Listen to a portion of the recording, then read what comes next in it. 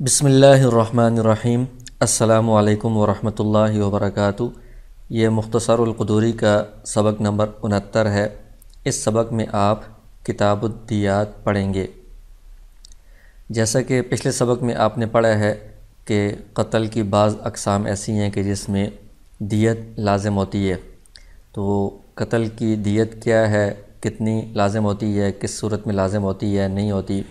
اور کس پر لازم ہوتی ہے۔ اسی طرح اگر پورا قتل نہیں کیا، کسی کو زخمی کیا ہے، تو مختلف جو زخم ہوتے ہیں یا اعضاء کو کاٹا جاتا ہے، اس میں کتنی کتنی دیت لازم ہوگی۔ تو یہ سارے مسائل اس سبق میں آپ پڑھیں گے۔ تو ہم شروع کرتے ہیں۔ کتاب الدیاتی،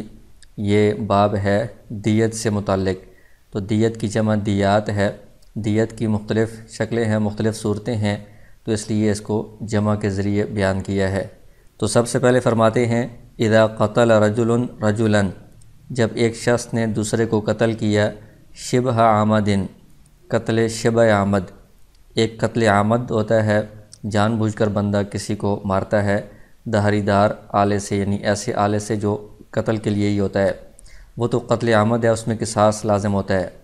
اور یہ قتل کی دوسری قسم ہے شبہ عمد، یعنی اس میں بندہ جان بوجھ کر مارتا ہے لیکن کسی ایسی چیز سے نہیں مارتا جو قتل کرنے کا آلہ ہے، بلکہ کسی اور غیر دھاری دار چیز سے مارتا ہے،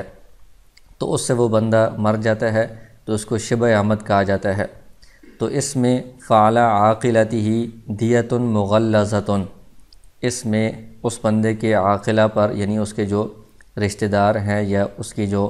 برادری ہے، کمیونٹی ہے، ان پر دیت لازم ہوتی ہے، دیت مغلظہ۔ تو مغلظہ کی تفسیر آگے آ جائے گی۔ وعلیہ کفارۃ، اور یہ جو شخص ہے جو قتل کرنے والا ہے، خود اس پر قتل کا کفارہ لازم ہوتا ہے۔ کفارہ کیا ہے وہ بھی آگے اسی سبق میں آ جائے گا۔ ودیۃ شبہ العمد، اور یہ جو قتل ہے قتل شبہ عمد جس کی ابھی تعریف بیان ہوئی ہے، اس کی دیت کتنی ہے؟ امام ابو حنیفہ اور امام ابو یوسف رحمہ اللہ کے نزدیک 100 من الابل، 100 اونٹ اس کی دیت ہے۔ اب وہ 100 اونٹ کیسے ہونے چاہیے، کتنی عمر کے ہونے چاہیے؟ تو اربعاً، تو 100 اونٹ 4 اقسام کے ہوں گے۔ 25 بنت مخاض،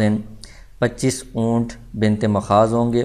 بنت مخاض ایسے اونٹ کہ جن کا 1 سال پورا ہو چکا ہو اور دوسرا سال شروع ہو چکا ہو۔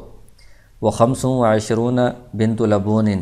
اور 25 اونٹ بنت لبون ہوں گے جن کے 2 سال پورے ہو چکے ہوں، تیسرا سال شروع ہو چکا ہو۔ و25 حقۃ، 25 اونٹ حقہ ہوں گے جن کے 3 سال پورے ہو چکے ہوں، چوتھا سال شروع ہو چکا ہو۔ و25 جزعۃ، اور 25 اونٹ جزع ہوں گے جن کے 4 سال پورے ہو چکے ہوں اور 5واں سال شروع ہو چکا ہو۔ تو یہ جو 25 کر کے یہ 100 اونٹ بنتے ہیں، اس کو دیت مغلظہ کہا جاتا ہے۔ یہ قتل شبہ عمد میں یہ دیت لازم ہوتی ہے، دیت مغلظہ۔ ولا یثبت التغلیظ الا فی الابل خاصۃ،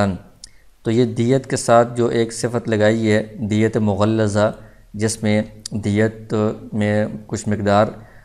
زیادہ ہوتی ہے، اس میں قیمت زیادہ ہوتی ہے، یہ صرف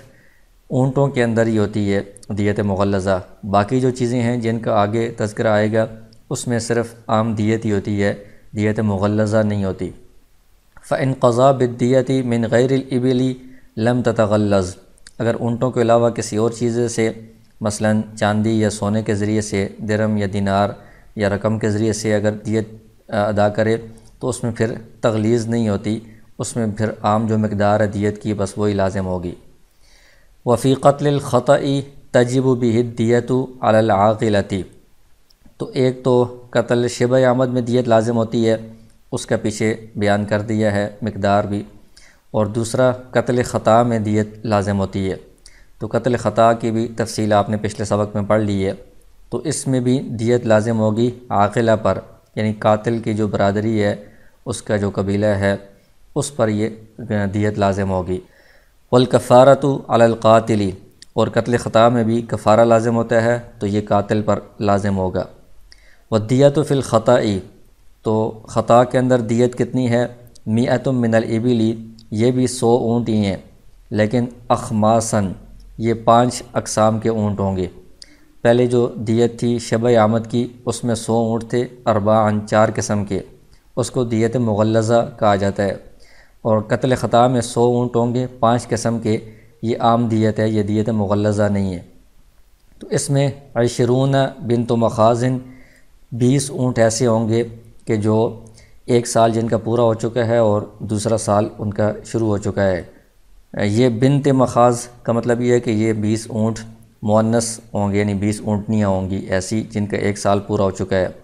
و20 ابن مخازن، اور 20 اونٹ ایسے ہوں گے جو مذکر ہوں اور 1 سال ان کا پورا ہو چکا ہو، تو یہ 20 یہ 40 ہو جائیں گے۔ و20 بنت لبون، اور 20 اونٹ جن کے 2 سال پورے ہو چکے ہوں۔ و20 حقۃ، اور 20 اونٹ جن کے 3 سال پورے ہو چکے ہوں۔ و20 جزعۃ، اور 20 اونٹ جن کے 4 سال پورے ہو چکے ہوں۔ تو اس میں چونکہ 20 کے حساب سے یہ 1 سال والے 40 ہو گئے ہیں، تو یہ جو دیت ہے یہ تھوڑی کم قیمت کی ہوتی ہے، تو اس کو عام دیت کہا جاتا ہے۔ پہلے والی جو دیت تھی وہ زیادہ قیمت کی تھی، تو اس میں دیت مغلظہ اس کو کہا جاتا ہے۔ تو اونٹوں میں سے اگر دیت دیں گے تو وہ یہ 100 اونٹ دینے پڑیں گے اس ترتیب کے ساتھ۔ ومن العین، اور اگر اونٹوں سے بندہ دیت نہیں دیتا، عین کہتے ہیں سونے کو، سونے کے ذریعے سے بندہ دیت ادا کر رہا ہے، تو پیچھے جس طرح بتایا تھا کہ اونٹوں کے علاوہ باقی چیزوں میں دیت مغلظہ نہیں ہوتی ہے، بس ایک دیت ہوتی ہے، چاہے وہ قتل شبہ آمد ہو یا قتل خطا ہو، کوئی بھی ہو، اس میں ایک دیت ہوتی ہے۔ تو وہ سونے میں سے اگر دیت بندہ دے تو وہ 1000 دینارن 1000 دینار دینے پڑیں گے۔ آج کل کے اعتبار سے چونکہ سونے کا حساب تولے میں ہوتا ہے، تو اس میں 1000 دینار کی مقدار بنتی ہے 375 تولہ سونا۔ ومن الورق 10,000 درہم، اور اگر کوئی بندہ ورق کہتے ہیں چاندی کو، چاندی کے ذریعے سے دیت ادا کرنا چاہتا ہے، تو چاہے قتل شبہ آمد ہو یا قتل خطا ہو، تو اس کی دیت ہے 10,000 دراہم۔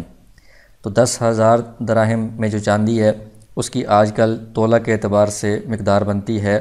2625 تولہ چاندی۔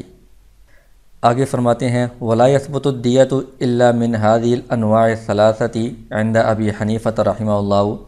امام ابو حنیفہ رحمہ اللہ کے نزدیک دیت صرف ان 3 اقسام کے ذریعے سے ہی ادا کی جا سکتی ہے، یعنی اونٹوں کے ذریعے سے، سونے اور چاندی کے ذریعے سے ہی ادا کی جا سکتی ہے۔ وقال رحمہم اللہ، صاحبین حضرات فرماتے ہیں منہا، کہ ان 3 چیزوں سے بھی دیت ادا کر سکتے ہیں۔ ومن البقری، گائے کے ذریعے سے بھی دیت ادا کی جا سکتی ہے، 100 بقرۃ 200 گائے اس میں لازم ہوں گی۔ ومن الغنمی، اور بکریوں کے ذریعے سے بھی ادا کی جا سکتی ہے، 1000 شاۃ 2000 بکریاں لازم ہوں گی۔ ومن الحللی، جو کپڑے کا جوڑا ہوتا ہے، جوڑوں کے ذریعے سے بھی یہ دیت ادا کی جا سکتی ہے، 100 حلۃ 200 جوڑے ہوں گے۔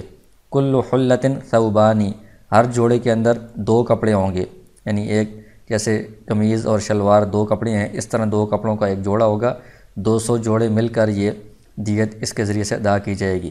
تو اس میں فتویٰ امام ابو حنیفہ رحمہ اللہ کے قول پر یہ ہے کہ اونٹوں کے ذریعے سے یا سونے چاندی کی جو مقدار آپ کے سامنے بیان ہوئی ہے، اتنی مقدار کی جو قیمت ہے وہ ادا کی جائے گی دیت میں۔ آگے فرما رہے ہیں ودیت المسلمی والذمی سواء، مسلمان کی دیت اور ایسا کافر جو مسلمانوں کے ملک میں ٹیکس دے کر اجازت لے کر رہ رہا ہو، اس کی دیت برابر ہے، کیونکہ ایسے کافروں کا بھی جو ان کی جان مال ہے وہ مسلمانوں نے اس کی حفاظت کا ذمہ لیا ہوا ہے، اس لیے ان کی جان کی بھی وہی دیت ہوگی۔ وفی النفس الدیت، اس کے بعد کہتے ہیں کہ جس طرح ایک بندے کو بندہ قتل کر دیتا ہے، اس کی پوری جان چلی جاتی ہے، اس میں جس طرح دیت لازم ہوتی ہے شبہ آمد میں اور خطا میں، اسی طرح آگے اعضاء کا بتائیں گے کہ مختلف جو اعضاء ہیں ان کو اگر کاٹ دیا جائے یا ان کو نقصان پہنچایا جائے تو اس میں بھی دیت لازم ہوتی ہے۔ تو اس میں اعضاء میں اصول یہ ہے کہ اگر پورا کا پورا عضو ضائع ہو گیا ہے یا پورے عضو کی جو منفعت ہے، جو اس کے فائدہ ہے، وہ بالکل ختم ہو گیا ہے، تو اس میں پورے انسان کی جو دیت ہوتی ہے وہ پوری لازم ہوتی ہے۔ تو کہتے ہیں وفی المارنی الدیت، ناک ہے وہ پورا کسی نے کاٹ دیا ہے، تو یہ چونکہ پورا عضو ہے یہ ختم ہو گیا ہے، اس لیے پورے ایک انسان کی جو دیت ہے وہ اس پر لازم ہوگی۔ وفی اللسانی الدیت، زبان کسی کی کاٹ دی ہے تو یہ پورا عضو ختم ہو گیا ہے، پوری دیت لازم ہوگی۔ وفی الذکری الدیۃ، اسی طرح ذکر کسی کا کاٹا ہے تو یہ پورا عضو ختم ہو گیا ہے تو اس میں بھی دیت لازم ہوگی۔ وفی العقل اذا ضرب رأسہ، اور عقل کے اندر کہ ایک بندے نے دوسرے کے سر پر چوٹ لگائی، فذهب عقلہ، اس کی عقل چلی گئی، الدیۃ، تو عقل ایک پورا عضو ہے اور اس کے جانے سے ایک پورا انسان کا عضو اور اس کا فائدہ ختم ہو گیا ہے، اس میں بھی پوری دیت لازم ہوگی۔ وفی اللحیۃ، اور داڑھی کے بارے میں کہہ رہی ہیں، اذا حلقت، اگر اس کو اس طرح اس کے بالوں کو اکھاڑ دیا گیا یا مونڈ دیا گیا، فلم تنبت، کہ دوبارہ وہ بال نہیں اگ رہے، الدیۃ، تو یہ بھی ایک پورا عضو ہے جس سے انسان کی ایک ظاہری خوبصورتی ختم ہو جاتی ہے، بالکل اس کا جو فائدہ ہے وہ ختم ہو جاتا ہے، اس میں بھی پوری دیت لازم ہوگی۔ وفی شعر الرأس الدیۃ، اسی طرح سر کے بال اس طرح کاٹے ہیں کہ وہ دوبارہ اگ نہیں رہے، اس میں بھی پوری دیت لازم ہوگی کہ یہ پورا ایک عضو یا پوری ایک انسان کی جو ظاہری خوبصورتی ہے وہ اس سے بالکل ختم ہو گئی ہے۔ وفی الحاجبین الدیۃ، اسی طرح جو آنکھوں کے اوپر بال ہوتے ہیں، ابروؤں کے بال، دونوں ابروؤں کے بال اس طرح وہ نکال دیے یا کاٹ دیے کہ وہ دوبارہ نہیں اگ رہے، تو اس سے بھی انسان کی ظاہری خوبصورتی ختم ہو رہی ہے، اس پر بھی پوری دیت لازم ہوگی۔ وفی العینین الدیۃ، دونوں آنکھیں نکال دی ہیں یا ان کی بینائی ختم کر دی ہے، تو دونوں آنکھوں سے پورا ایک عضو دیکھنے والا ختم ہو گیا ہے، تو اس میں پوری دیت لازم ہوگی۔ وفی الیدین، دونوں ہاتھوں کو کاٹنے سے پوری دیت لازم ہوگی۔ وفی الرجلین الدیۃ، دونوں پاؤں کو کاٹنے سے پوری دیت لازم ہوگی۔ وفی الاذنین الدیۃ، دونوں کانوں میں پوری دیت لازم ہے۔ وفی الشفتین الدیۃ، دونوں ہونٹوں میں پوری دیت لازم ہے۔ وفی الانثیین الدیۃ، دونوں خصیتین میں پوری دیت لازم ہے۔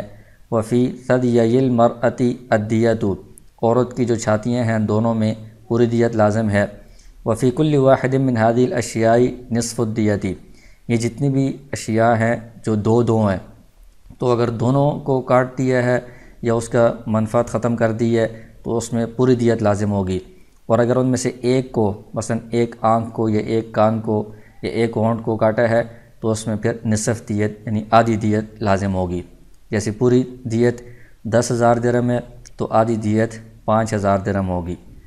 وفی اشفار العینین الدیۃ، آنکھوں کی جو پلکیں ہیں، تو 4 پلکیں ہوتی ہیں، ایک آنکھ میں اوپر بھی نیچے بھی، دوسری آنکھ میں بھی اوپر نیچے 4 ہیں، تو اگر چاروں اکھاڑ دی ہیں دوبارہ نہیں اگ رہی، اس میں پوری دیت لازم ہوگی کیونکہ اس سے جسم کی ظاہری خوبصورتی ختم ہو جاتی ہے۔ وفی احدہما ربع الدیۃ، اور چونکہ 4 ہیں تو ان میں سے کسی ایک کو اکھاڑا ہے تو اس میں چوتھائی حصہ، دیت کا چوتھائی حصہ لازم ہوگا، یعنی 100 اونٹ ہیں تو اس میں سے 25 اونٹ لازم ہوں گے۔ وفی کل اصبع من اصابع الیدین والرجلین عشر الدیۃ، اور ہاتھوں کی جو انگلیاں ہیں وہ 10 انگلیاں ہیں تو ان میں سے ایک انگلی میں عشر الدیۃ، ایک دیت کا 10واں حصہ لازم ہوگا، یعنی ساری جو انگلیاں ہیں وہ سارا ایک عضو ہے، 10 انگلیاں، تو اس میں پوری دیت ہے، تو ایک انگلی کو اگر کاٹیں گے تو اس میں 10واں حصہ لازم ہوگا۔ جیسے 100 اونٹ ہے تو اس میں سے 10 اونٹ لازم ہوں گے۔ والرجلین، اسی طرح 2 پاؤں کی جو کل انگلیاں ہیں وہ 10 ہیں، ان میں سے ایک انگلی کو اگر کاٹا تو 10واں حصہ لازم ہوگا، یعنی 100 میں سے 10 اونٹ لازم ہوں گے۔ والاصابع كلها سواء، اور انگلیاں ساری برابر ہیں، چھوٹی انگلی کو کاٹا تب بھی 10واں حصہ، اور درمیانی انگلی کو، بڑی انگلی کو، کسی بھی انگلی کو کاٹا تو 10واں حصہ ہی لازم ہوگا۔ پھر آگے فرماتے ہیں کہ وفی کل اصبع فیہا 3 مفاصل، کہ جس انگلی میں 3 جوڑ ہیں، جیسے انگلیوں کے پورے ہوتے ہیں تو جس میں 3 حصے ہیں، ففی احدہا ثلث دیت الاصبع، تو اگر ایک حصے کو کاٹ دیا کسی نے، ایک پورے کو کاٹ دیا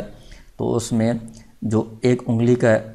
دیت ہوتی ہے اس کا 1/3 حصہ لازم ہوگا، یعنی پورے جو ہاتھ ہے اس کی، دونوں ہاتھ ہیں ان کی دیت 100 اونٹ ہے، ایک انگلی کی جو دیت ہے وہ 10 اونٹ ہے، تو ایک انگلی کا ایک پورا اگر کاٹا ہے 3 پوروں میں سے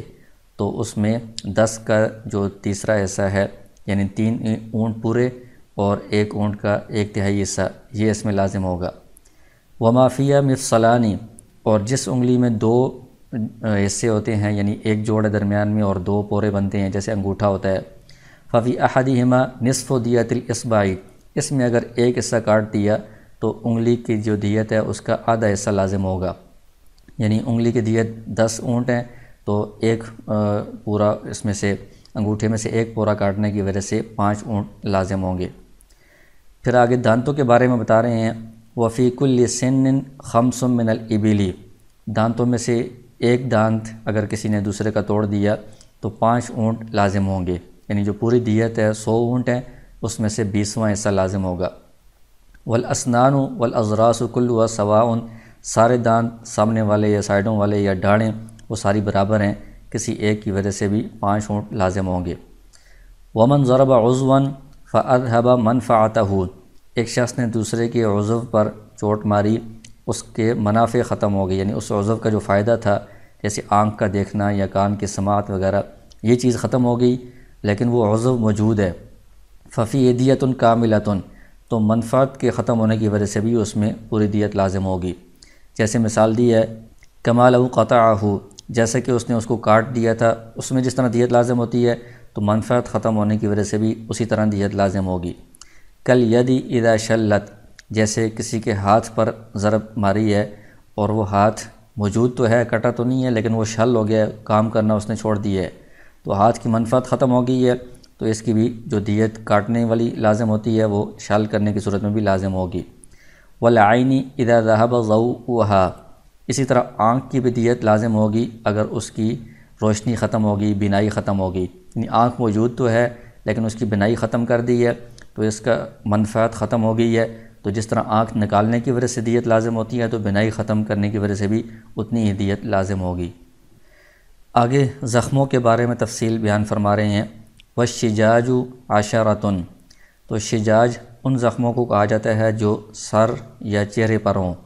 باقی جسم پر جو زخم ہوتا ہے اس کو جراحہ کہا جاتا ہے۔ تو سر یا چہرے پر جو زخم ہیں وہ 10 قسموں کے ہیں، ان کے یہ نام ہیں۔ الحارصۃ، اس زخم کو کہتے ہیں کہ جس میں صرف کھال ذرا سا چھلنے ہوتی ہے، جس کو خراش کہا جاتا ہے کہ ذرا سا کھال میں خراش آتی ہے لیکن خون وغیرہ نہیں نکلتا۔ والدامعۃ، دوسری قسم ہے دامعہ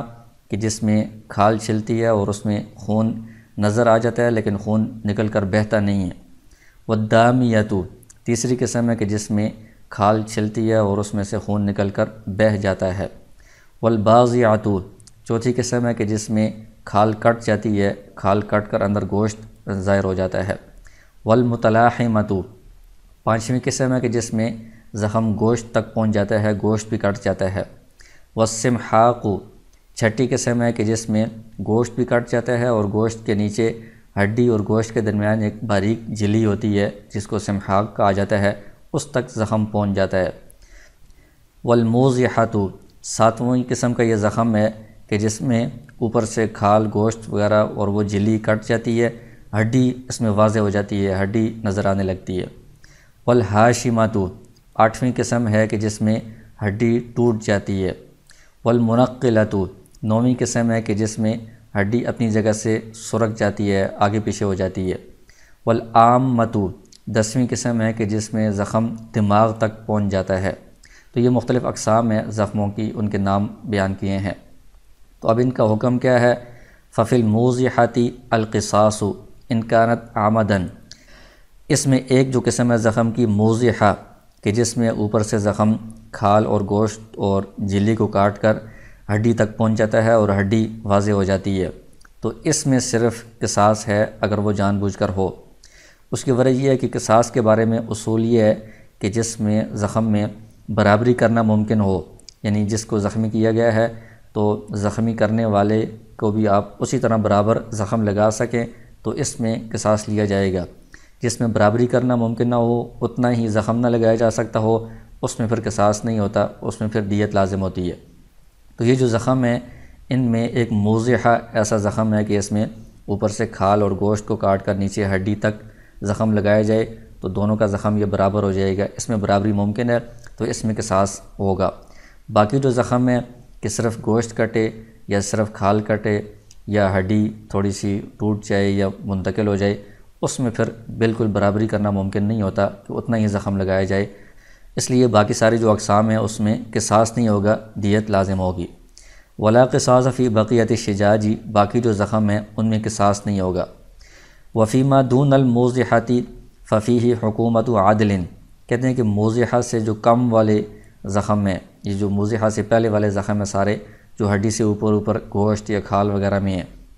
اس میں جو عادل حکمران ہے، حاکم، قاضی یا کوئی اور عادل بندہ جو فیصلہ کرے گا مناسب، اتنا ہی اس میں دیت لازم ہوگی۔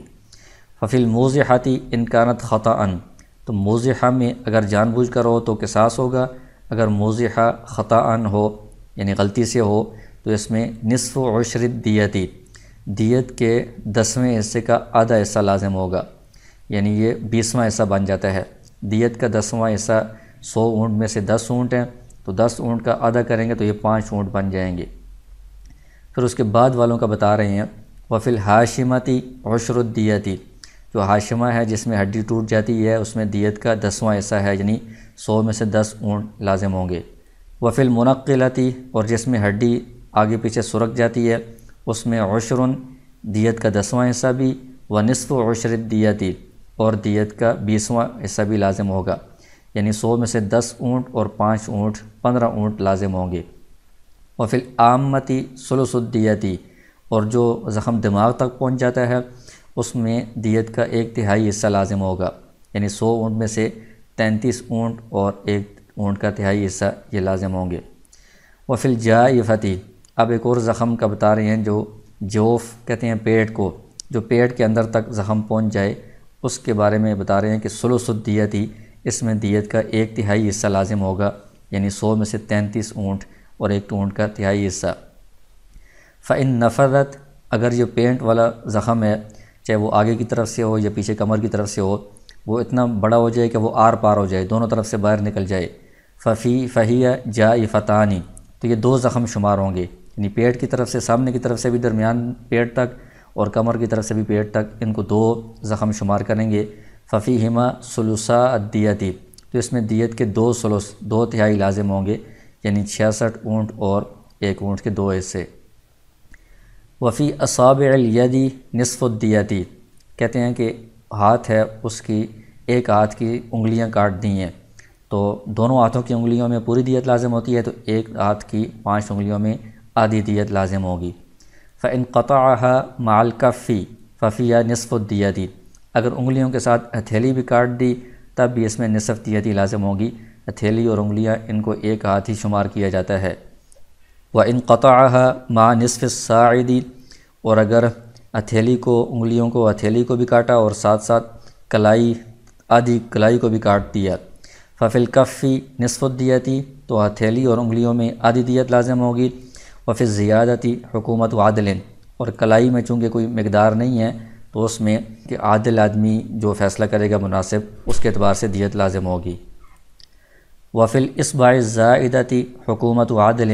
اور اگر کسی کی 5 انگلیوں سے زائد انگلی ہو کوئی، اس کو اگر کسی نے کاٹ دیا تو اس میں ایک عادل آدمی کوئی فیصلہ کرے گا مناسب، اتنی مقدار لازم ہوگی۔ وفی عین الصبی ولسانہ وذکرہ، ایک بچہ ہے اس کی آنکھ یا اس کی زبان یا اس کے ذکر کو کسی نے نقصان پہنچایا، اذا لم یعلم صحتہ، ابھی پتہ نہیں ہے کہ یہ اس کی آنکھ کام کر رہی ہے یا نہیں کر رہی، زبان اس کی ٹھیک ہے یا نہیں، حکومت عادل، تو اس میں دیت لازم نہیں ہوگی بلکہ ایک عادل آدمی یا قاضی فیصلہ کرے گا جو مناسب وہی مقدار لازم ہوگی۔ آگے فرماتے ہیں ومن شج رجلا موضحۃ، ایک شخص نے دوسرے کو موضحہ جو زخم ہے جو ہڈی تک پہنچ جاتا ہے وہ زخم لگایا، فذهب عقلہ، اس کے ذریعے سے اس کی عقل ختم ہو گئی، او شعر رأسہ، یا اس کے سر کے بال اس طرح گر گئے کہ وہ دوبارہ نہیں اگ رہے، دخل عرش الموضحۃ فی الدیۃ، تو اس میں ویسے تو موضحہ کی الگ دیت ہوتی ہے جو نصف عشر ہوتی ہے، یعنی دیت کا 20واں حصہ، اور کسی کی عقل اگر چلی جائے یا سر کے بال بالکل ختم ہو جائیں اس میں پوری دیت لازم ہوتی ہے، تو یہاں پر 2 کام ہو گئے ہیں، عقل اور سر کے بال، اس کی وجہ سے پوری دیت لازم ہوتی ہے، اور موضحہ کی وجہ سے دیت کا 20واں حصہ۔ تو کہتے ہیں کہ یہ موضحہ والا جو تاوان ہے، یہ جو دیت ہے 20واں حصہ، یہ پوری دیت کے اندر ہی آ جائے گا، یعنی ایک پوری دیت لازم ہوگی، اس میں ان دونوں چیزوں کا، زخم کا بھی اور جو عقل اس کی گئی ہے یا بال گرے ہیں ان دونوں چیزوں کا اس میں تاوان ہو جائے گا، دیت ہو جائے گی۔ وَإِن ذَهَبَ سَمْعُهُ أَوْ بَصَرُهُ أَوْ كَلَامُهُ، لیکن اگر کسی نے دوسرے کو موضحہ والا زخم لگایا، اس کی وجہ سے اس کی سماعت ختم ہو گئی، یا اس کی بینائی ختم ہو گئی، یا اس کی قوت گویائی بات کرنے کی قوت ختم ہو گئی، فعلیہ عرش الموضحتی مع الدیتی، تو اس صورت میں دیت الگ سے لازم ہوگی سماعت یا بینائی وغیرہ کی وجہ سے، اور جو موضحہ زخم لگایا ہے اس کا تاوان الگ سے لازم ہوگا۔ تو اس میں اصول یہ ہے کہ اگر ایک ہی جیسی دو زخم ہوں یا دو چیزیں ہوں یا قریب قریب ہوں، ان کے تاوان کو یا ان کی دیت کو تو آپس میں ملا دیا جاتا ہے۔ جیسے سر میں زخم لگایا ہے اور بال بھی سر پر ہی ہیں یا عقل بھی سر میں ہے، ان کو آپس میں ملا دیے۔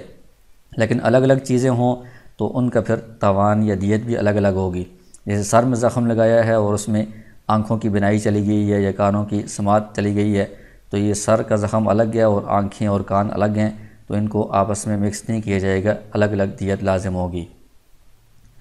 آگے فرماتے ہیں ومن قطع اصبع رجل،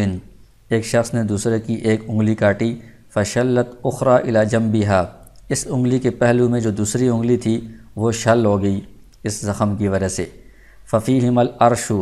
تو امام ابو حنیفہ رحمہ اللہ فرماتے ہیں ولا قصاص فیہ عند ابی حنیفہ رحمہ اللہ، اس میں قصاص نہیں ہوگا، یعنی اس بندے کی جس نے کاٹا ہے اس کی ایک انگلی نہیں کاٹی جائے گی، بلکہ دونوں انگلی جو کٹی ہے اور جو شل ہوئی ہے، ان دونوں انگلیوں کا جو تاوان ہے جس کی پیچھے مقدار بیان ہوئی ہے وہ لازم ہوگا۔ تو پہلے اصول آپ نے پڑھ لیا تھا کہ جس میں برابری ممکن ہو اس میں قصاص ہوتا ہے، تو یہاں پر دوسرے بندے کی ہم اسی طرح ایک انگلی کاٹیں اور ساتھ والی شل ہو جائے تو ایسا کرنا ممکن نہیں ہے، برابری ممکن نہیں ہے تو قصاص نہیں ہوگا، دونوں انگلیوں کی دیت ہی لازم ہوگی۔ آگے فرماتے ہیں ومن قلع سن رجل، کہ ایک شخص نے دوسرے کے دانت کو اکھاڑ دیا، فنبت مکانہا اخرى، اسی جگہ پر دوسرا دانت اگایا، سقط العرش، تو دانت اکھاڑنے کی وجہ سے جو تاوان لازم ہوا تھا دوسرا اگنے کی وجہ سے وہ جو اس کا زخم تھا وہ بھر گیا ہے، اور اس کا جو جگہ کی خوبصورتی ختم ہوئی تھی وہ بھی دوبارہ بحال ہو گئی ہے، اس وجہ سے وہ تاوان ساقط ہو جائے گا۔ ومن شج رجلا، ایک شخص نے دوسرے کو زخم لگایا، فالتحمت الجراحۃ، اس زخم میں گوشت بھر گیا یعنی زخم ٹھیک ہو گیا، ولم يبق لها اثر، اور زخم کا کوئی نشان وغیرہ بھی باقی نہیں ہے، ونبت الشعر، اس کے اوپر بال بھی اگ آئے ہیں، یعنی وہ دوبارہ بالکل پہلی جیسی حالت میں آ گیا ہے وہ جگہ، سقط العرش عند ابی حنیفہ رحمہ اللہ، امام صاحب فرماتے ہیں کہ اب تاوان ساقط ہو جائے گا۔ اگر نشان باقی رہتا یا بال نہ اگتے تو پھر ہم کہہ سکتے تھے کہ یہ خوبصورتی میں ابھی کمی آ رہی ہے، اور زخم نہ بڑھتا تو پھر بھی، تو اس وجہ سے پہلے تو تاوان لازم تھا، لیکن جب یہ ساری چیزیں ختم ہو گئی ہیں اور کوئی نشان وغیرہ بھی نہیں ہے، بالکل بحال ہو گیا ہے، تو امام صاحب کہتے ہیں کہ اب تاوان کی ضرورت نہیں ہے۔ امام ابو یوسف رحمہ اللہ فرماتے ہیں علیہ عرش العلمی، کہ سب چیزیں ٹھیک تو ہو گئی ہیں لیکن اتنا عرصہ اس کو تکلیف درد ہوا ہے، اس درد کی وجہ سے اس پر کچھ تاوان لازم ہوگا۔ وقال محمد رحمہ اللہ علیہ اجرت الطبیبی، امام محمد رحمہ اللہ فرماتے ہیں کہ اس نے جو علاج کروایا ہے اس میں جو خرچہ آیا ہے یہ زخم لگانے والے پر لازم کیا جائے گا۔ ومن جرح رجلا جراحتا، ایک شخص نے دوسرے کو زخم لگایا، لم یقتص منہ، تو اس سے زخم لگانے والے سے قصاص نہیں لیا جائے گا، حتی یبرأ، یہاں تک کہ یہ زخم ٹھیک نہ ہو جائے،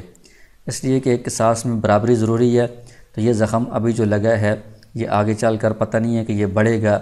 یا بعض اوقات زخم کی وجہ سے بندہ فوت ہو جاتا ہے تو اس کی وجہ سے پھر وہ قتل والا معاملہ ہو جاتا ہے، تو اس لیے ابھی قصاص میں جلدی نہیں کی جائے گی، جب یہ زخم ٹھیک ہو جائے، پتہ چل جائے کہ یہ زخم کہاں تک بڑھا ہے، کتنا ہوا ہے، پھر اتنا زخم دوسرے کو لگایا جائے گا، نہیں اس سے قصاص لیا جائے گا۔ ومن قطع ید رجل خطأ، ایک شخص نے دوسرے کا ہاتھ غلطی سے کاٹا، ثم قتلہ خطأ، پھر غلطی سے اس کو قتل کر دیا، قبل البرء، ابھی ہاتھ ٹھیک نہیں ہوا تھا، اس سے پہلے یہ خطأ اس کو قتل کر دیا، تو اس میں ہاتھ کاٹنے والی الگ دیت ہے خطا میں اور قتل والی الگ دیت ہے، تو درمیان میں ٹھیک نہیں ہوا تھا تو فعلیہ الدیت، اس پر ایک دیت لازم ہوگی پورے انسان کی، تو اس میں ہاتھ والا بھی اسی میں شامل ہو جائے گا، اس لیے کہ جب درمیان میں وہ ہاتھ ٹھیک نہیں ہوا تھا تو یہ ایسے ہی ہے جیسے بندہ کسی کو مارے قتل کرنے کے لیے تو کئی ضربے لگاتا ہے، شروع والی جو ضربیں ہوتی ہیں اس سے بندہ زخمی ہوتا ہے، پھر آخری ضرب سے قتل ہو جاتا ہے، تو ان ساری ضربوں کو ایک ہی شمار کیا جاتا ہے قتل میں ہی، تو یہاں پر بھی پہلے جو ہاتھ والا زخم تھا وہ ٹھیک نہیں ہوا تھا، اس کے بعد جلدی قتل کر دیا تھا، تو اس کو بھی اسی قتل کے اندر ہی شامل کر دیا جائے گا۔ وسقط عرش الیدی، ہاتھ والا جو تاوان ہے وہ ساقط ہو جائے گا، پوری ایک دیت قتل والی اس میں لازم ہو جائے گی۔ لیکن وَإِن بَرِیَ، اگر ہاتھ والا زخم ٹھیک ہو گیا تھا، ثم قتلہ، پھر اس کو قتل کیا، فعلیہ دیتانی، تو اس میں پھر 2 دیتیں لازم ہوں گی، کیونکہ اب ان کو ہم مکس نہیں کر سکتے، اکٹھا نہیں کر سکتے۔ ہاتھ والا زخم ٹھیک ہو گیا تھا تو وہ الگ ہے اور قتل والا الگ ہے، تو اس میں 2 دیتیں کون سی ہوں گی؟ دیت نفس، ایک قتل کی وجہ سے پورے انسان کی جو دیت ہوتی ہے، اور دیت الیدی، اور ایک ہاتھ کی جو دیت ہوتی ہے، جو دیت کا آدھا ایسا ہوتا ہے، تو یہ بھی اس پر لازم ہوگی۔ آگے فرماتے ہیں کہ یہ دیت یا جو تاوان وغیرہ ہے یہ کس پر لازم ہوگا، اس کی تفصیل بیان کر رہے ہیں۔ وَكُلُّ عَمَدٍ، ہر وہ قتل عمد، سقط فی القصاص بشبہۃ، جس میں کسی شبہ کی وجہ سے قصاص ساقط ہو گیا ہو، فالدیۃ فی مال القاتل، تو اس میں جو دیت لازم ہوگی وہ قاتل کو اپنے مال میں سے خود ادا کرنی پڑے گی، یہ عاقلہ پر لازم نہیں ہوگی۔ وَكُلُّ عِرْشٍ وجب بالصلح والاقرار، ہر وہ تاوان یا دیت جو قاتل نے مقتول یا جو زخمی ہے ان کے ساتھ صلح کے ذریعے سے اپنے اوپر تاوان لازم کیا ہے، یا قاتل نے خود اقرار کیا ہے کہ میں نے فلاں کو قتل کیا ہے یا زخمی کیا ہے، اس کی وجہ سے جو تاوان لازم ہوتا ہے، فہو فی مال القاتل، یہ قاتل کے مال میں ہی لازم ہوگا، اس کو خود ادا کرنا پڑے گا، یہ عاقلہ پر لازم نہیں ہوگا۔ وَإِذَا قَتَلَ الْأَبُ ابْنَهُ عَمَدًا، اگر باپ نے اپنے بیٹے کو جان بوجھ کر قتل کر دیا تو اس میں باپ پر قصاص نہیں ہوتا، جیسے کہ پچھلے سبق میں آپ نے پڑھا ہے، دیت لازم ہوتی ہے۔ تو یہ والی جو دیت ہے، فالدیۃ فی مالہ، یہ باپ کے مال میں، یعنی باپ کو خود ادا کرنی پڑے گی، یہ عاقلہ پر لازم نہیں ہوگی۔ فی 3 سنین، تو یہ دیت یہ 3 سالوں میں باپ ادا کرے گا۔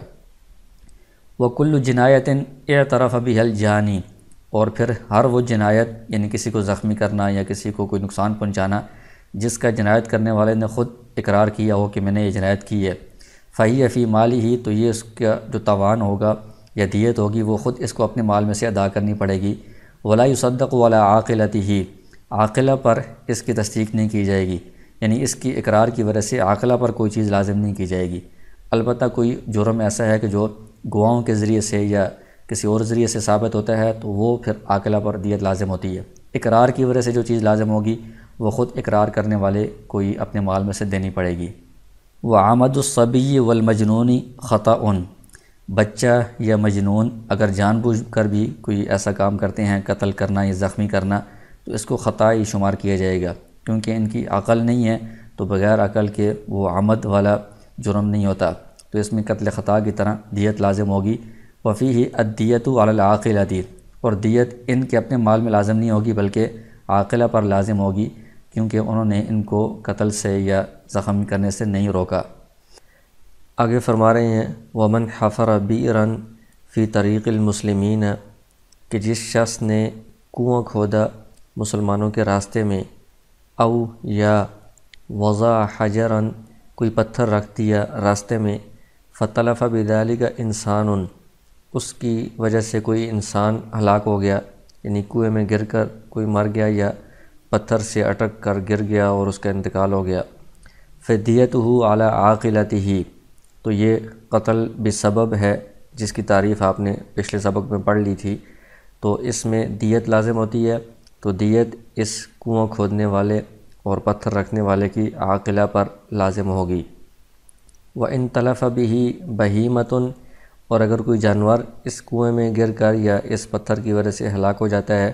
فَضَمَانُهَا فِي مَالِهِ، تو اس کا جو ضمان ہے یعنی اس کی قیمت وہ اس کنواں کھودنے والے یا پتھر رکھنے والے کے اپنے مال میں لازم ہوگا۔ یعنی اس میں قتل بسبب میں بھی جو نفس کی دیت ہوتی ہے کسی انسان کی، تو وہ تو عاقلہ پر لازم ہوگی، لیکن مال کو اگر اس سبب کی وجہ سے نقصان پہنچا ہے تو وہ خود اس سبب کا جو کرنے والا ہے، یعنی کنواں کھودنے والا یا پتھر رکھنے والا، اس کے اپنے مال پر لازم ہوگی، اس کو خود ہی وہ ضمان ادا کرنا پڑے گا۔ وَإِنْ أَشْرَعَ فِي الطَّرِيقِ رَوْشَنًا أَوْ مِيزَابًا، اگر کسی شخص نے راستے کی طرف نکال دیا اپنا کوئی روشن دان یا کوئی سائبان یا کوئی ایسا چپر وغیرہ کہ جو گھر کے باہر کی طرف لگایا اور آگے سامنے راستہ تھا اس کی طرف وہ لگا ہوا ہے۔ او میزابن، یا اس نے اپنے گھر کا پرنالہ لگایا اور وہ پرنالہ باہر راستے کے اوپر ہے۔ فسقط علی انسان، تو راستے سے گزرتے ہوئے وہ پرنالہ یا کوئی بھی صاحبان وغیرہ وہ کسی کے اوپر گر گیا، فعاطب،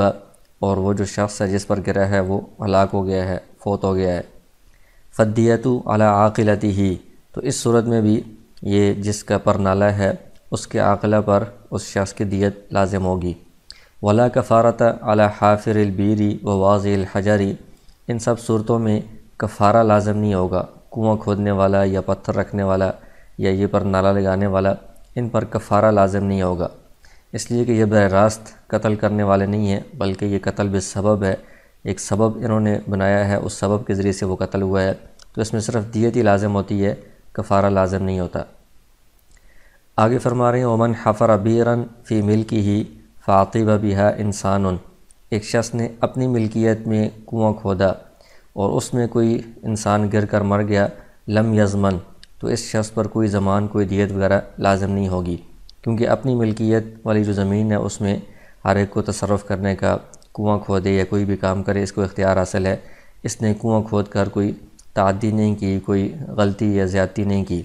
پہلی صورت میں وہ مسلمانوں کے راستے میں اس نے کنواں کھودا تھا یا عام جگہ جو سب کے استعمال کی ہے، تو وہاں پر اس کا کنواں کھودنا ٹھیک نہیں تھا، وہ ایک زیادتی تھی، اس وجہ سے وہاں پر دیت لازم ہوئی تھی۔ اپنی ملکیت میں کھودنے کی وجہ سے اس پر کوئی ضمان یا دیت لازم نہیں ہوگی۔ اس کے بعد جانوروں کے ذریعے سے جو کسی کو نقصان پہنچتا ہے اس کے بارے میں بتا رہے ہیں، والراکب ضامن لما اوطأت الدابۃ وما اصابتہ بیدہا، راکب کہتے ہیں جو جانور کے اوپر سوار ہے، تو جو بندہ جانور کے اوپر سوار ہے وہ ضامن ہوگا اس نقصان کا جو دابہ یعنی جانور نے جو اپنے پاؤں کے ذریعے سے روند کر کسی کا نقصان کیا، وما اصابتہ بیدہا، اور جو جانور نے ہاتھوں یعنی جو اس کے اگلی ٹانگیں ہیں ان کے ذریعے سے جو نقصان پہنچایا اس کا بھی سوار ضامن ہوگا۔ او قدمت، یا اس نے منہ کے ذریعے سے کسی کو کاٹا یا نقصان پہنچایا، اس کا بھی یہ راکب ضامن ہوگا۔ ولا یضمن، لیکن وہ جو سوار ہے وہ ضامن نہیں ہوگا، ما نفحت برجلہا او ذنبہا، کہ جو اس نے اپنے پچھلی جو ٹانگیں ہیں اس سے کسی کو نقصان پہنچایا یا دم کسی کو ماری اس سے نقصان پہنچایا، تو اس کا جو سوار ہے وہ ضامن نہیں ہوگا۔ اس میں اصول یہ ہے کہ جہاں تک اس کو روکنا اور بچانا ممکن ہو، بندے کے اختیار میں ہو، تو اس سے بھی بندہ نہیں روک رہا تو اس سے جو نقصان پہنچے گا اس کا یہ بندہ ضامن ہوگا۔ تو آگے منہ کے ذریعے سے جو نقصان پہنچ رہا ہے یا اگلی ٹانگوں سے، تو وہ چونکہ سوار کے سامنے ہے، سوار اس کو روک سکتا ہے تو یہ اس کے اختیار میں روکنا ہے، یا نہیں روک رہا تو اس کی طرف سے یہ تعدی اور زیادتی پائی گئی ہے، اس پر ضمان آئے گا۔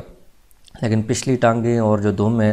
وہ اس کو نظر نہیں آ رہے ہیں، وہ اس کی نظروں سے اوجھل ہیں، تو اس سے جو نقصان پہنچے گا اس کو روکنا اس سوار کے اختیار میں نہیں ہے، لہٰذا اس پر اس کا کوئی ضمان نہیں آئے گا۔ فَإِنْ رَاثَتْ أَوْ بَالَتْ فِي الطَّرِيقِ، اگر جو جانور ہے وہ راستے میں پیشاب کر دیتا ہے یا لید کر دیتا ہے، فَعَطِبَ بِهِ إِنسَانٌ، کوئی انسان اس کی وجہ سے پھسل کر یا کسی طرح وہ گر جاتا ہے، وہ ہلاک ہو جاتا ہے، لم یضمن، تو اس کا بھی اس سوار کے اوپر کوئی ضمان نہیں آئے گا، کوئی دیت وغیرہ لازم نہیں ہوگی،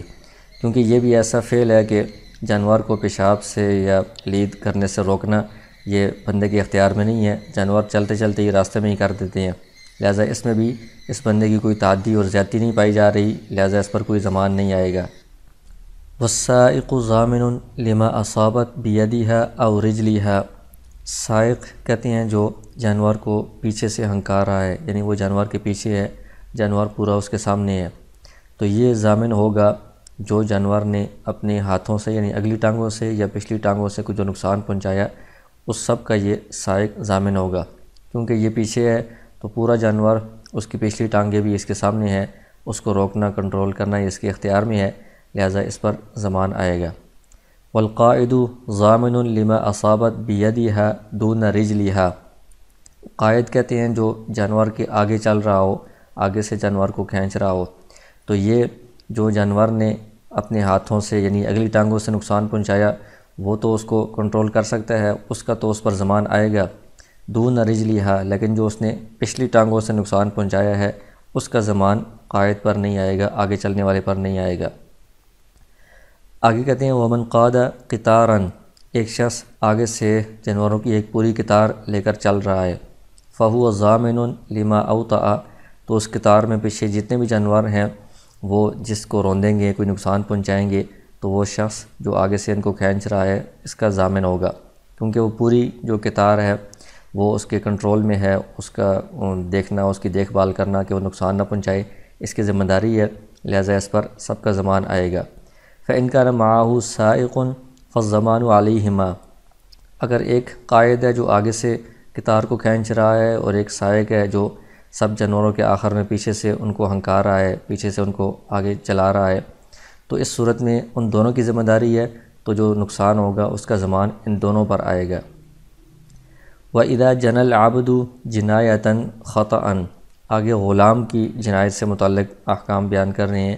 کہ اگر غلام نے کوئی جنایت کی یعنی غلطی کی، جنایتاً خطأً، اور وہ غلطی خطاً ہوئی ہے، جان بوجھ کر نہیں کی، ایسی غلطی کہ جس کی وجہ سے کوئی دیت وغیرہ لازم ہوتی ہے، قیل لمولاہ، تو اس غلام کے آقا سے کہا جائے گا اما ان تدفعہ بہا، کہ یا تو تم یہ غلام ہی دے دو اس جنایت کے بدلے میں کہ جس کا نقصان ہوا ہے، ان کو یہ غلام دے دو تو وہ اس کو بیچ کر یا اس کے ذریعے سے اپنا نقصان پورا کر لیں گے، او تفتیہ، یا پھر یہ کہ غلام تم اپنے پاس رکھو لیکن جن کی جنایت ہوئی ہے، نقصان ہوا ہے، ان کو تم اس کا فدیہ دے دو۔ فإن دفعہ،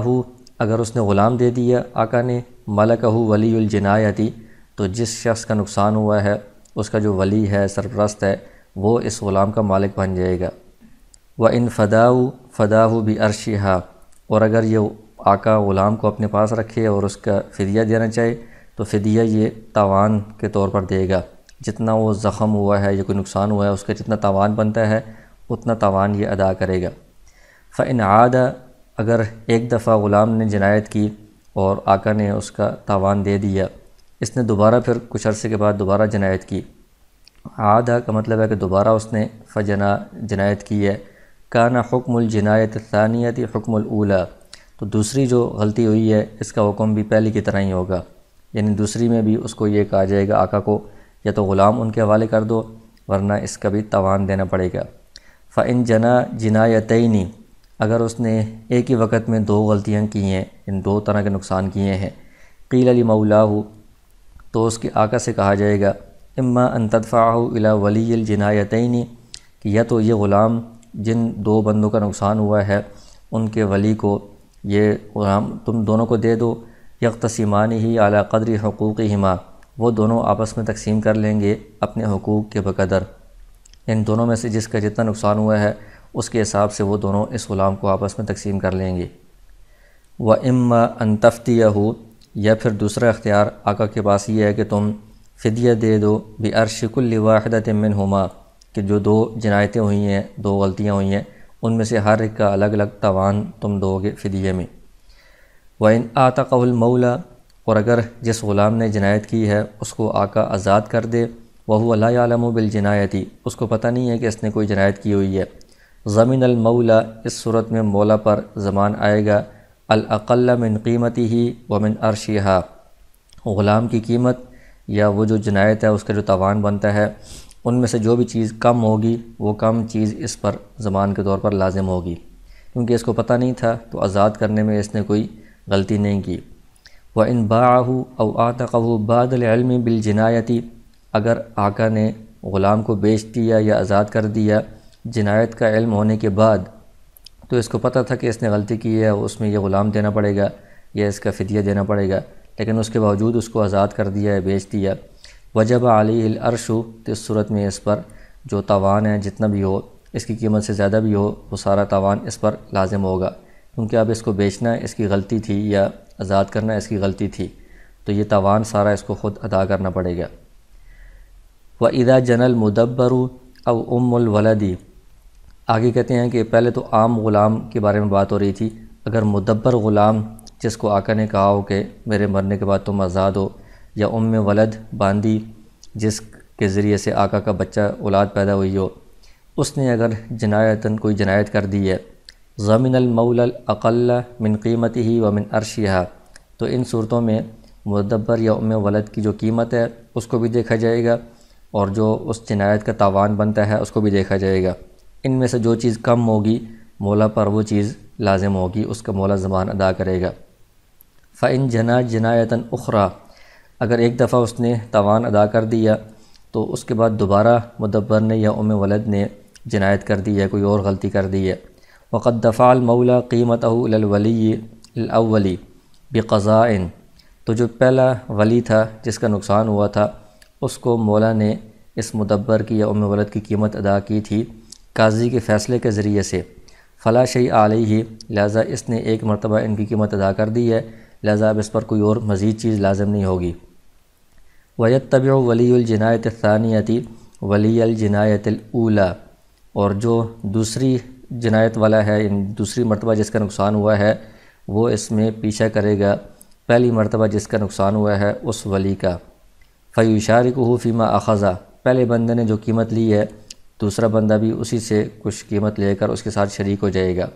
کیونکہ ان کی مدبر اور ام ولد کی حیثیت آزاد ہونے والی حیثیت ہے، تو ان میں جب ایک مرتبہ ان کی قیمت ادا ہوگی ہے تو اب اس کے بعد آقا کے پاس ان کی کوئی قیمت نہیں رہی، لہذا اسی قیمت میں دوسرا بندہ بھی شریک ہو کر اپنے نقصان کو پورا کرے گا۔ وَإِن كَانَ الْمَوْلَى دَفَعَ الْقِيمَةَ بِغَيْرِ قَضَاءٍ، اور اگر مولا نے پہلی والی جنایت کا جو ولی تھا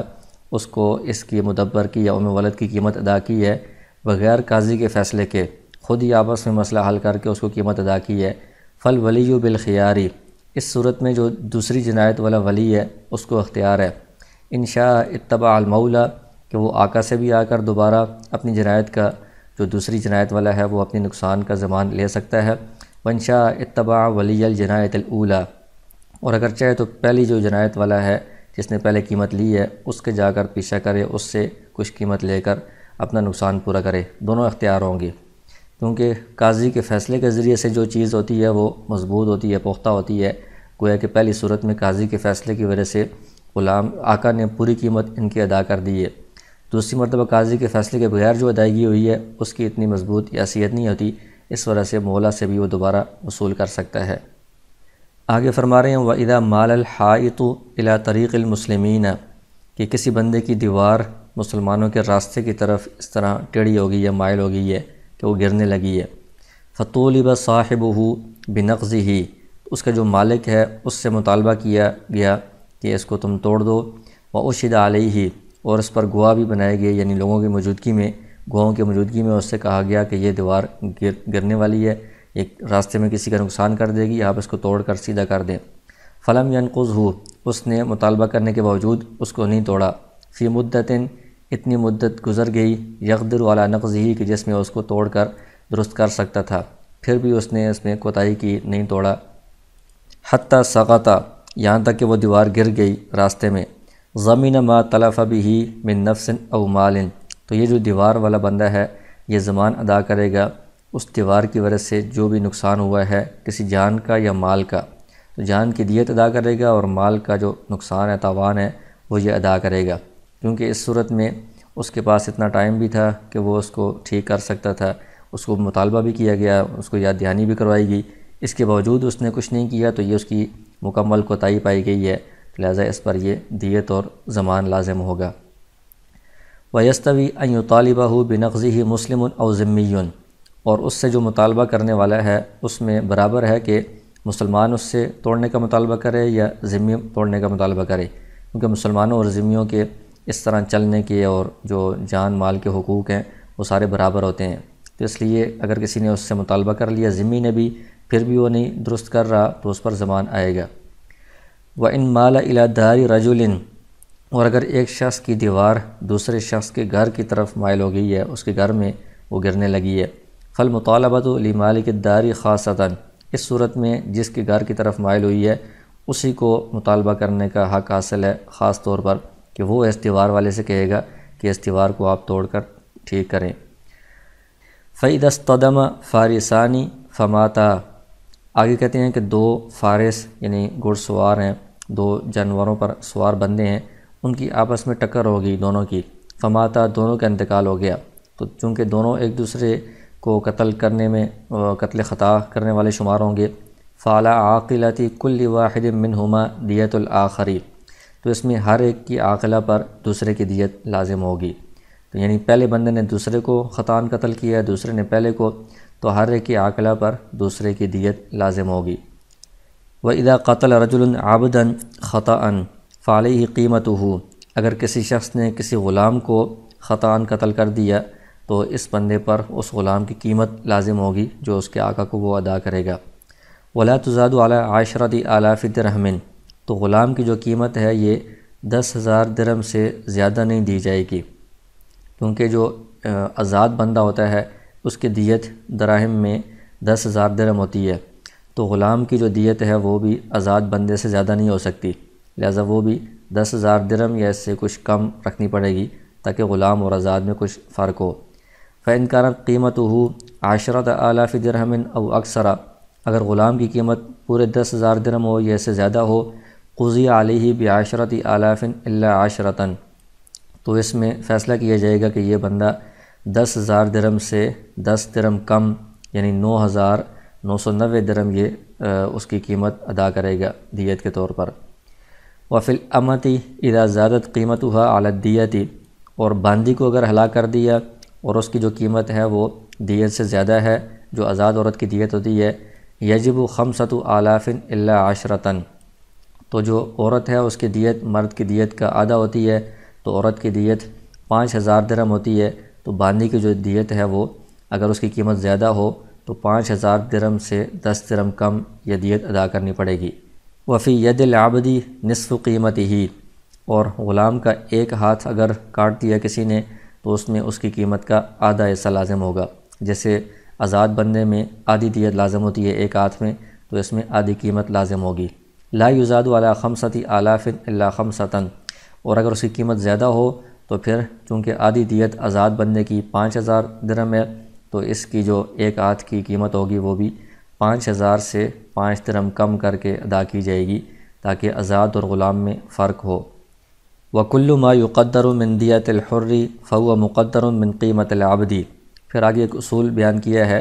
کہ جو بھی آزاد بندے کی دیت میں سے اندازہ مقرر کیا جاتا ہے، مقدار مقرر کی جاتی ہے، وہی غلام کی قیمت میں سے مقدار مقرر کی جائے گی۔ جیسے پیچھے گزرا ہے کہ آزاد بندے کی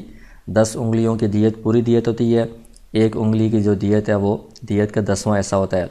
تو اسی طرح غلام کی ایک انگلی کاٹی تو اس کی قیمت کا 10واں حصہ لازم ہوگا۔ اس طرح ہر چیز میں وہی حساب کریں گے، جو آزاد کی دیت میں ہوتا ہے تو غلام کی قیمت میں ہم وہی حساب کریں گے۔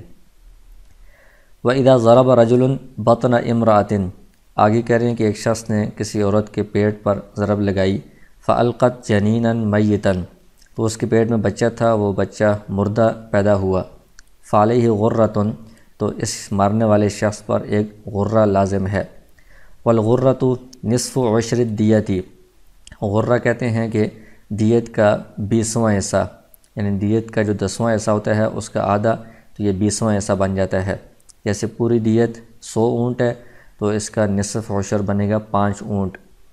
فَإِنْ أَلْقَتْهُ حَيًّا ثُمَّ مَاتَ، اگر جو عورت جس عورت کو مارا تھا اس کا بچہ زندہ پیدا ہوا، زندہ پیدا ہونے کے بعد پھر وہ مر گیا اسی پرانی ضرب کی وجہ سے، فَفِيهِ دِيَةٌ كَامِلَةٌ، تو اس صورت میں اس بچے کی پوری دیت لازم ہوگی، کیونکہ وہ زندہ پیدا ہوا ہے تو وہ پورا ایک انسان ہے، پھر اس انسان کو مارنے کی وجہ سے پوری دیت لازم ہوگی۔ وَإِنْ أَلْقَتْهُ مَيِّتًا ثُمَّ مَاتَتِ الْأُمُّ، اور اگر جس عورت کو مارا تھا اس کا بیٹا مردہ پیدا ہوا، پھر اس کے پیدا ہونے کے بعد جو ماں تھی، عورت تھی، وہ بھی مر گئی، فَعَلَيْهِ دِيَةٌ وَغُرَّةٌ، تو اس میں دونوں چیزوں کی دیت لازم ہوگی، ماں کی بھی کیونکہ ماں زندہ تھی اور جان کو قتل کرنے کی وجہ سے پوری دیت اس پر لازم ہوگی، اور جو بچہ پیدا ہوا ہے مردہ اس کی وجہ سے غرہ یعنی دیت کا 20واں حصہ بھی لازم ہوگا۔ وَإِنْ مَاتَتْ ثُمَّ أَلْقَتْهُ مَيِّتًا، اور اگر عورت کا پہلے انتقال ہو گیا پھر اس کے بعد بچہ پیدا ہوا مردہ، فَلَا شَيْءَ فِي الْجَنِينِ، اس صورت میں عورت کا جو انتقال ہوا ہے اس کی وجہ سے اس پر عورت کی پوری دیت تو لازم ہوگی، لیکن بچے کے اوپر بچے کی وجہ سے اس پر کچھ بھی لازم نہیں ہوگا، کیونکہ ہو سکتا ہے کہ بچہ ضرب کی وجہ سے نہیں مرا، ماں کے مرنے کی وجہ سے یہ مرا ہے، اس لیے بچے کے وجہ سے کوئی غرہ دیت لازم نہیں ہوگی۔ وما یجب فی الجنین موروث عنہ، پھر کہتے ہیں کہ اس بچے کے بارے میں جو چیز واجب ہوتی ہے غرہ یا دیت کا کچھ حصہ بھی موروث عنہ، تو وہ اس کی طرف سے اس کے جو ورثاء بنتے ہیں ان کو دیا جائے گا۔ جس طرح اور کوئی بھی مقتول ہوتا ہے اس کی جو دیت ہوتی ہے وہ اس کے ورثاء میں وراثت کے اعتبار سے تقسیم ہوتی ہے، تو اس بچے کی جو دیت ہوگی وہ بھی اس کے ورثاء میں تقسیم ہوگی جو وراثت میں اس کے حصے دار ہیں۔ وفی جنین الامتی، آگے کہتے ہیں اگر باندی کو مارا اس کا جو بچہ تھا وہ اس کو نقصان پہنچا ہے، اذا کان ذکرا نصف عشر قیمتہ، تو اگر وہ بچہ مذکر تھا تو باندی کی جو قیمت ہے اس کا 20واں حصہ لازم ہوگا۔ لو کان حیا، اگر وہ زندہ تھا، وعشر قیمتہ ان کان انثی، اور اگر وہ مؤنث بچہ تھا اور اگر وہ مؤنث بچی تھی تو اس صورت میں اس کی قیمت کا عشر 10واں حصہ لازم ہوگا۔ ولا کفارۃ فی الجنین، جس صورت میں اس نے عورت کے پیٹ مارا اور بچہ مر گیا تو اس میں دیت تو لازم ہوگی جس کی تفصیل بیان ہوئی ہے، لیکن کفارہ اس میں لازم نہیں ہوگا کیونکہ اس نے براہ راست بچے کو قتل نہیں کیا، یہ قتل کرنے کا سبب بنا ہے، تو اس میں کفارہ لازم نہیں ہوگا۔ پھر آگے کفارے کی تفصیل بیان کر رہے ہیں، والکفارۃ فی شبہ العمد والخطأ، کہ قتل شبہ عمد اور قتل خطا میں جو کفارہ لازم ہوتا ہے قاتل پر، تو وہ کیا کفارہ ہے؟ تو وہ ہے عتق رقبۃ مؤمنۃ، کہ ایک مومن غلام کو آزاد کرنا، تو اس میں مومن کی شرط ہے، کافر غلام کو آزاد کرنے سے کفارہ ادا نہیں ہوگا، کسی مومن غلام کو آزاد کرنا یہ ایک صورت ہے۔ فإن لم یجد، اگر غلام بندہ نہ پائے، غلام کو آزاد نہ کر سکے، تو دوسرا آپشن یہ ہے فصیام شہرین متتابعین، 2 مہینے لگاتار روزے رکھنے ہیں،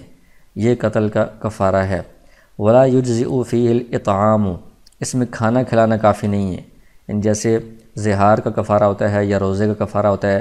اس میں 60 مسکینوں کو کھانا کھلانے کا بھی ایک آپشن ہوتا ہے، تو وہ قتل میں یہ کھانا کھلانا کافی نہیں ہے، یہ اس سے کفارہ ادا نہیں ہوگا۔ اس میں یہ تو غلام آزاد کرنا ہے، تو آج کل غلام کو آزاد کرنا ممکن نہیں ہے، تو اس میں یہ ایک ہی صورت رہ گئی ہے کہ 2 مہینے لگاتار روزے رکھنے ہوں گے، اس سے یہ قتل کا کفارہ ادا ہوگا۔